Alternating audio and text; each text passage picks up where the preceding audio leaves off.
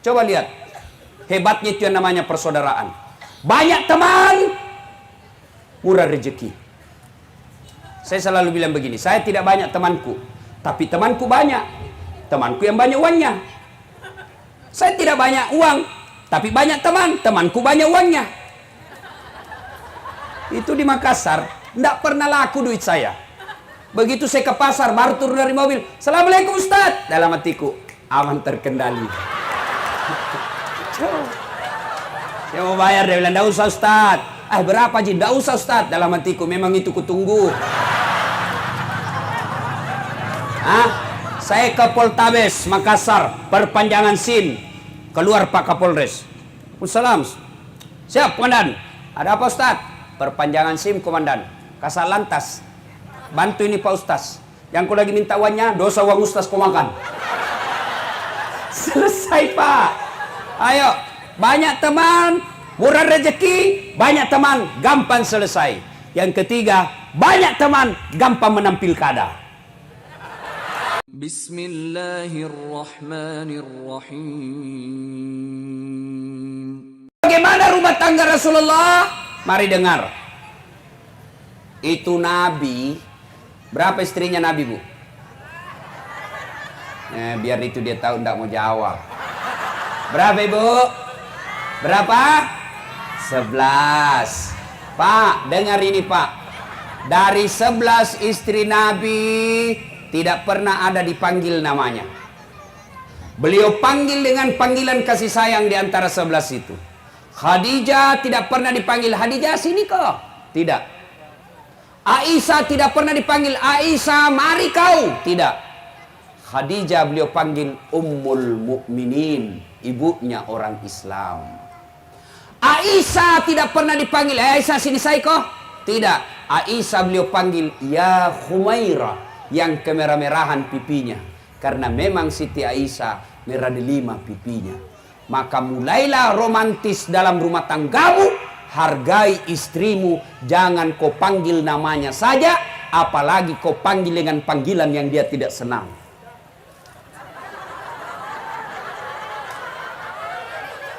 Panggillah istrimu, "Wahai istriku yang termancung hidungnya." Dia bilang, "Saya bingung Ustaz, soalnya istriku tidak mancung hidungnya." "Ya kau lihatlah giginya." "Giginya yang mancung Ustaz." "Ya kau carilah alisnya kek yang tebal, apa kek yang manis yang membuat dia senang." "Wahai istriku yang tai lalatnya sebetar kelereng."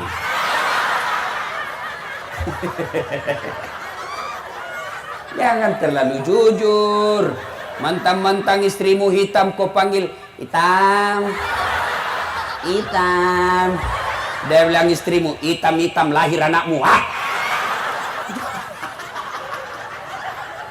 Coba, bapak-bapak, mulailah rumah tangga dengan harmoni. Gimana caranya? Perlakukan istrimu dengan semulia-mulianya. Coba, dengar lagi. Nabi pulang ceramah malam, ketuk pintu. "Assalamualaikum ya Humairah." Tidak jawaban. Oh, Aisyah ternyata tidur.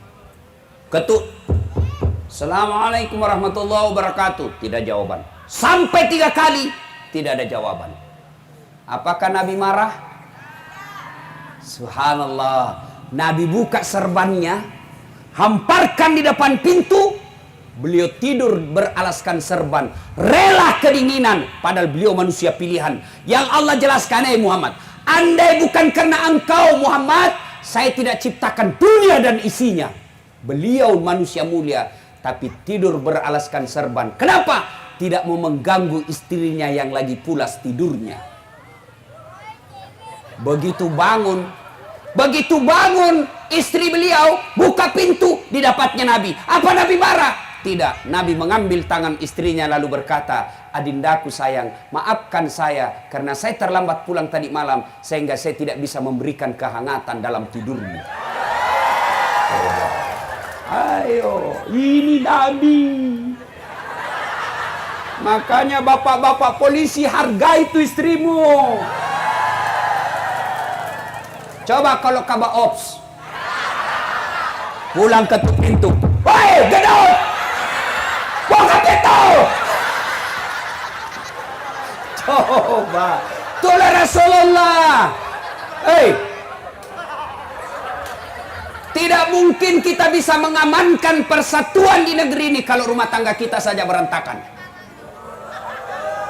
Mau lagi tahu Rasulullah? Minum. Beliau minum. Kalau minum, kasih lagi istrinya. Satu teguk, kasih istrinya. Hebatnya lagi, bekas bibirnya istrinya yang diminum. Kalau misalnya Aisyah minum di sini, Rasulullah pun minum di sini. Apa? Coba kalau kasat lantas. Dia minum bekas bibirnya istrinya. Bau betul mulutmu.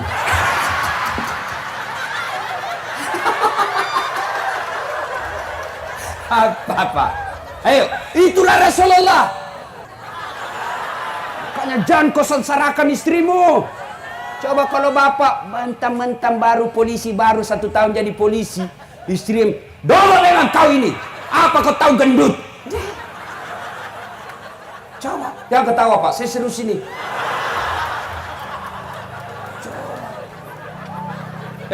Bapak-bapak polisi, dengar ini.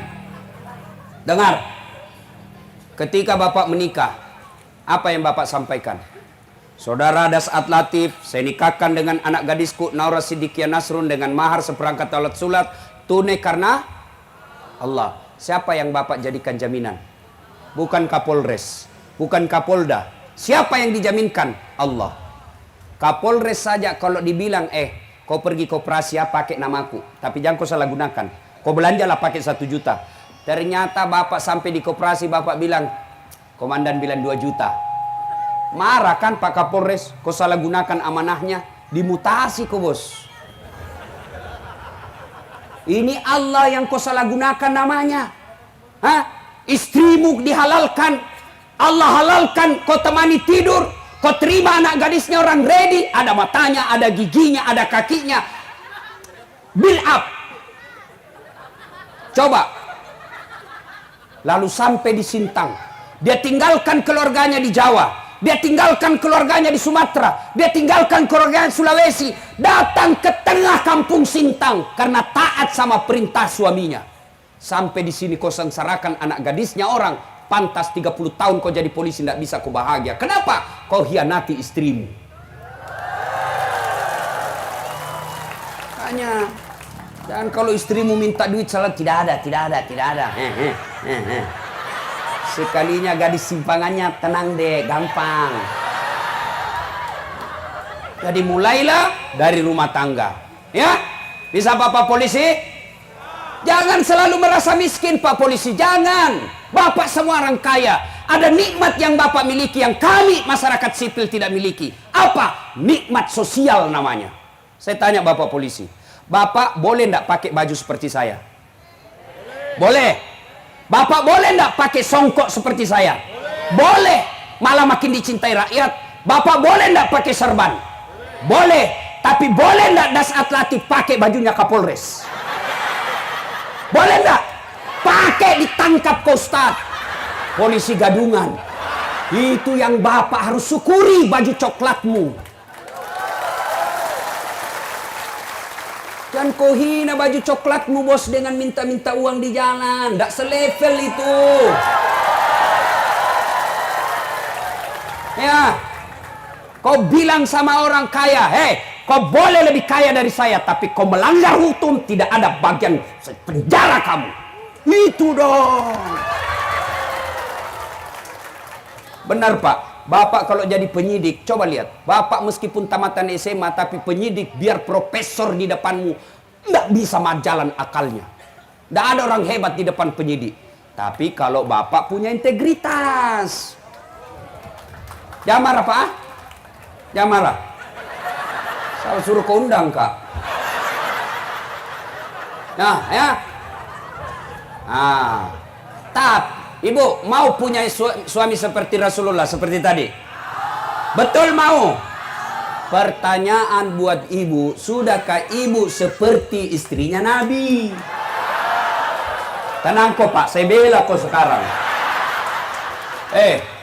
Bagaimana suamimu tidak menghalalkan segala cara kalau kau tidak syukuri gajinya? Hah? Kau kira enak jadi polisi?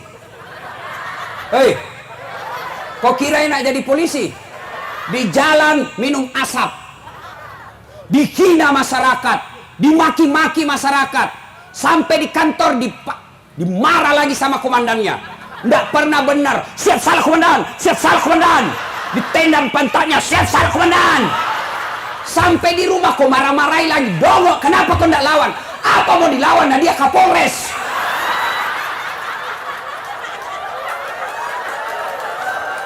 Dengar ini.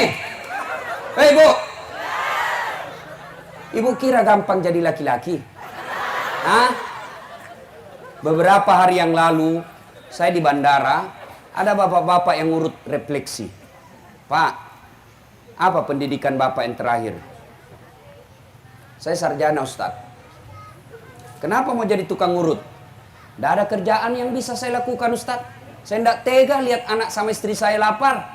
Berapa gajimu, Pak? 1 bulan? 1.200.000, Ustadz. Sarjana. Dan dia rela ngurut kakinya orang. Dia malu di depan keluarganya menjadi tukang urut, tapi dia rela lakukan. Kenapa? Karena dia cinta sama kalian istri. Maka jangan kau hina suamimu. Hormati suamimu berapapun penghasilannya. Demi Allah kalian ditanggung dunia sampai di akhirat. Kalian tidak sholat tuh suamimu yang tanggung kalian di akhirat. Kalian tidak puasa tuh suamimu yang ditanya nanti di akhirat. Kalian tidak tanggung dosanya suami, tapi suami tanggung dosamu sebagai istri. Makanya jangan suka marah-marah. Bagaimana suamimu mau betah di rumah kau ngomel aja kerjanya?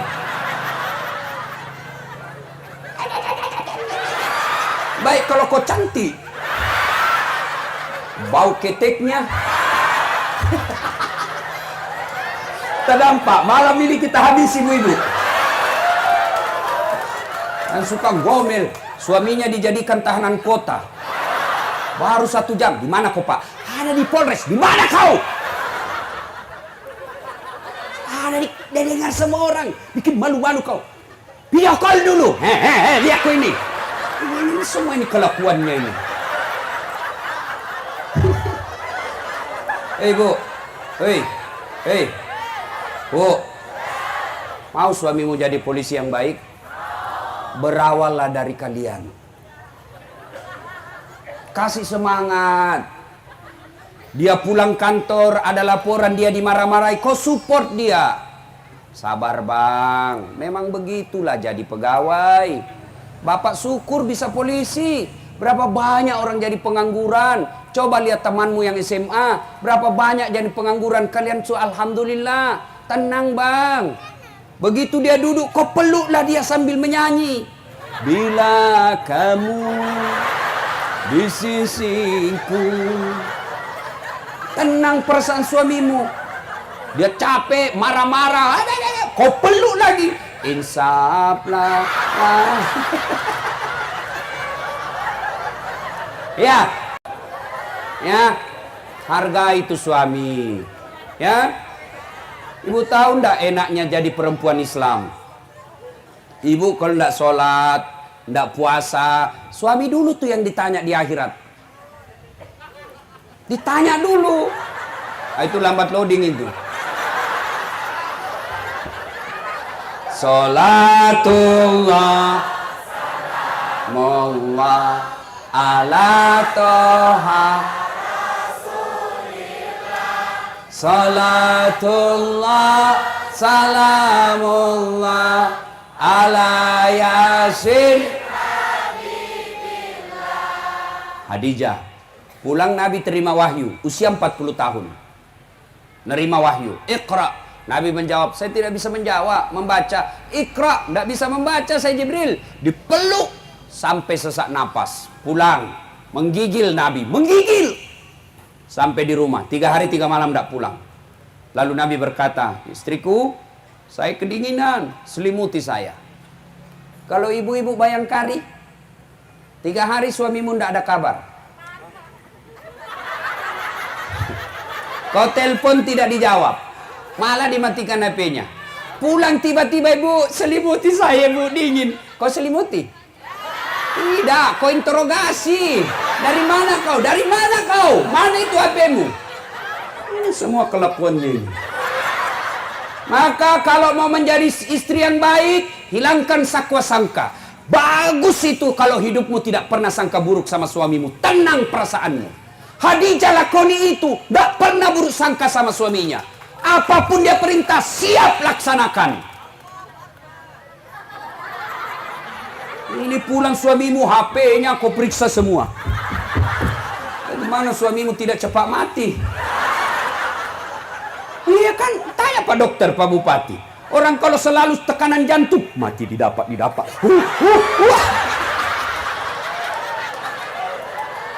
Maka sudahlah, tidak usah kau periksa HP-nya suamimu, tenang hidupmu.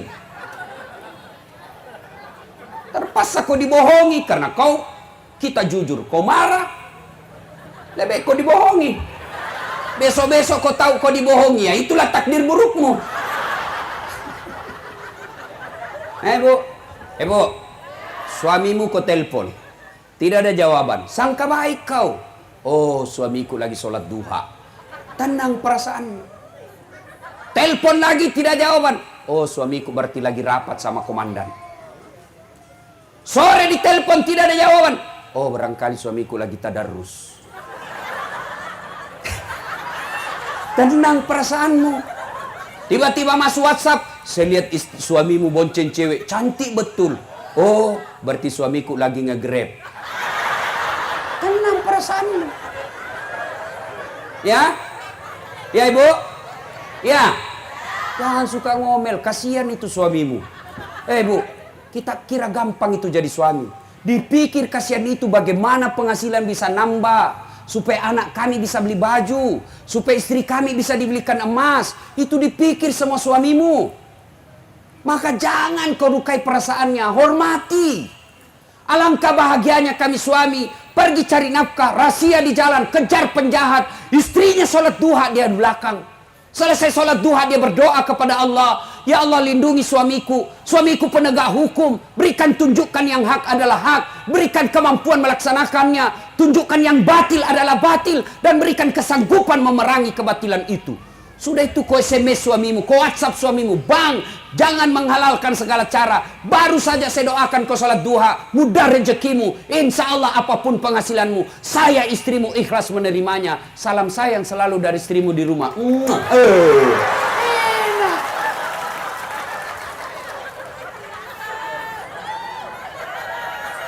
Jangan ketawa, serius orang ini.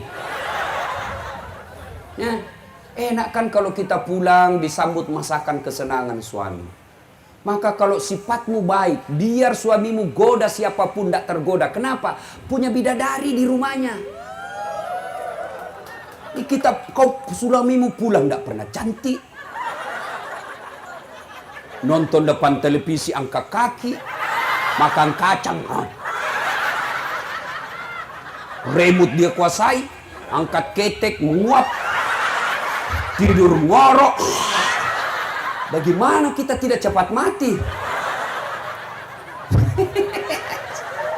Hancur kok ibu.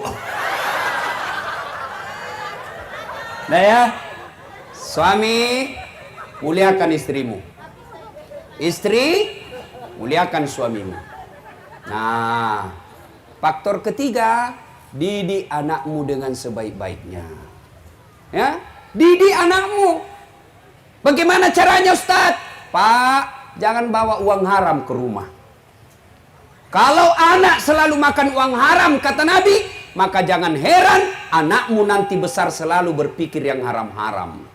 Begitu kau pensiun, siapa nak kasih kau urus, nak kasih masuk ke panti jompo. Begitu tinggi pangkatnya, tinggi jabatannya, kalian sudah pensiun, anakmu lebih takut sama istrinya daripada sama orang tuanya. Itu kalau uang haram kau kasih makan anakmu. Begitu kau pensiun, datang kau ke rumahnya, suamimu mulai cemas. Antara suami, antara ibu atau istri. Datang duduk, istrimu sudah bilang, dia tanya bapak suamimu, bapakmu, kapan datang pak? Baru nak, kapan pulang?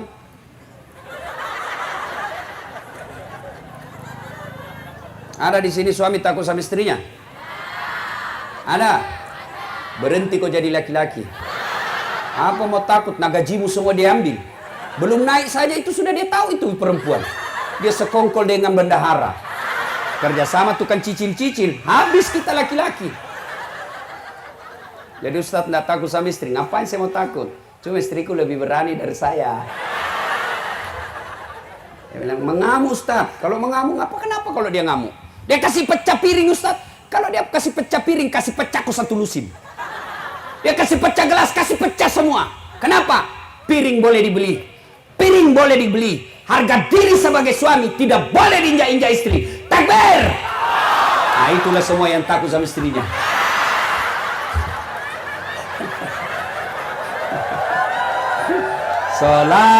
Salatullah.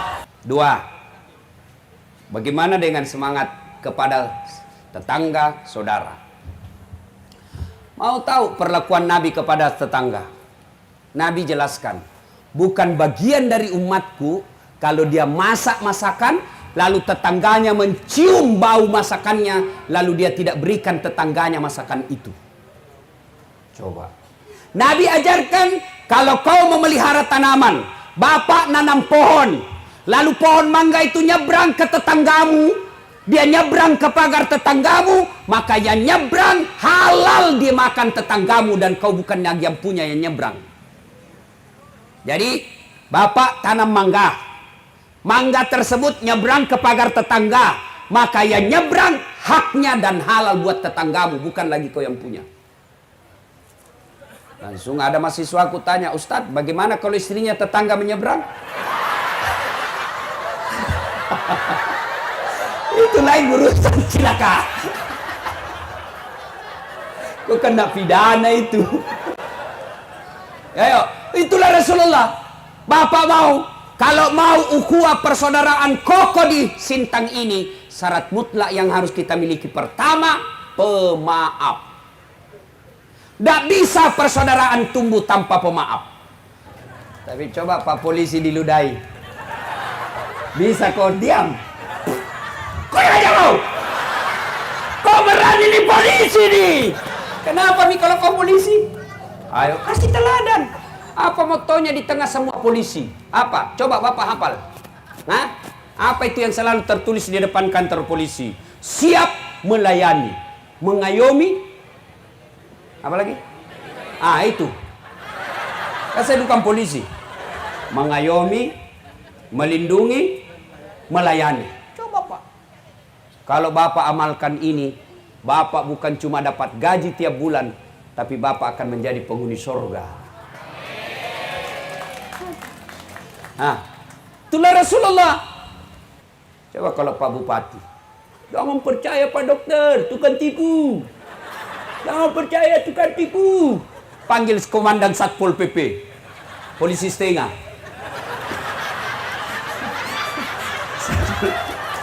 Ada di sini. Mohon maaf, mohon maaf. Satpol PP tangkap itu. Rasulullah tidak. Makanya saya heran kalau ada orang Islam kerjanya menghasut. Saya heran kalau ada yang mengaku Islam tapi provokator. Saya heran kalau ada orang Islam tidak mampu menciptakan kedamaian.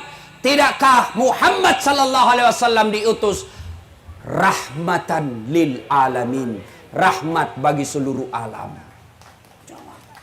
Maka Bapak Ibu saudara-saudara sekalian, kalau cinta kepada Rasul, maka jadilah kalian penyebar kepada perdamaian. Dan demi Allah, kalau kita ribut, Sintang ini ribut, bukan Das Atlatif yang sengsara, tapi siapa? Masyarakat Sintang sendiri. Nabi kalau berbicara soal persatuan, Nabi jelaskan umatku itu seperti badan ini. Coba lihat badan kita Pak. Tangan kanan gatal tanpa disuruh kiri yang garuk. Tangan kiri yang gatal tanpa diundang kanan yang garuk. Gatal dua-duanya kerjasama. Akur kita. Coba lihat ini tangan. Beda tapi akur. Akur meskipun beda. Ini tangan. Kaki anak muda jalan malam minggu. Tahan tuh kakinya, bang. Begitu kaki tahan tuh, seluruh badan ikut merasakan sakit.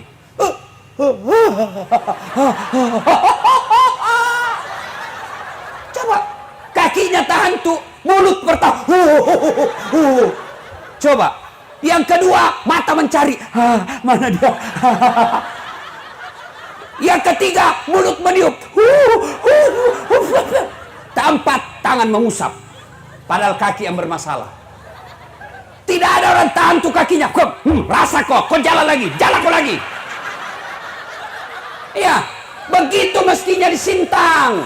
Ada jadi bupati, ada jadi tentara, ada polisi, ada petani, ada politisi. Berbeda kalian punya kerja dan posisi. Satu tujuan, mengangkat citra dan kesejahteraan rakyat Sintang. Satu sakit, yang lain ikut merasakan. Maka masyarakat Sintang berkata, jangan kau ganggu bupatiku. Kalau kau ganggu bupatiku, kami masyarakat Sintang kau hadapi. Polisi juga berkata, jangan kau ganggu rakyat Sintang. Rakyat Sintang kau ganggu, saya tembak kepalamu. Oh itu dong persatuan. Jangan politisi menghina rakyat. Rakyat memaki politisi. Kapan kalian senang? Bersatulah. Ya.